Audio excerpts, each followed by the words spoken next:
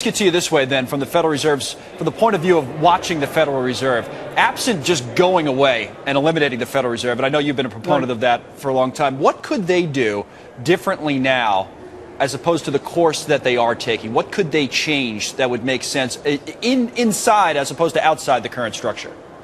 Well, the first thing they should do is swear off buying illiquid assets like they did, in the crisis. They bought the illiquid assets that would have bankrupted some of the banks, which they deserved, and they dumped them on the taxpayer. The other thing is not only the illiquid assets they shouldn't be allowed to buy, but why not just tell them they can't buy treasury bills?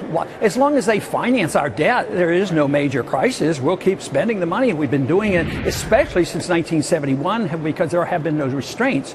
So the Fed always complains about the Congress having too big of a debt, but the debt wouldn't occur, the deficits wouldn't occur if the Fed wasn't always there to pick up the pieces and say, oh, well, we have to do it, we have to monetize it, so they should be restricted. But I'd like to suggest another thing, because in all my writings, I don't say close the Fed down in one day, because that would be chaotic, but I always advise that you could introduce the notion of competing currencies, legalize the Constitution, legalize gold and silver, and if nobody likes it, they can ignore it, but if people want to use it, they can. Right. We live in a modern age, and we can calculate the differences. Internationally, they trade currencies. We could trade currencies here, but you'd have to get rid of the taxes on the gold, and you'd have to change legal tender laws.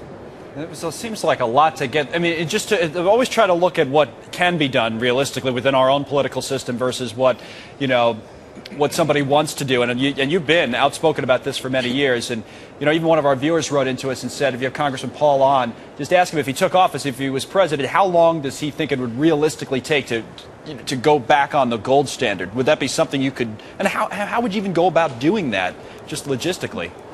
Well, we have a very good example in our history on how it was done once. We were off the gold standard from 1861 to 1878.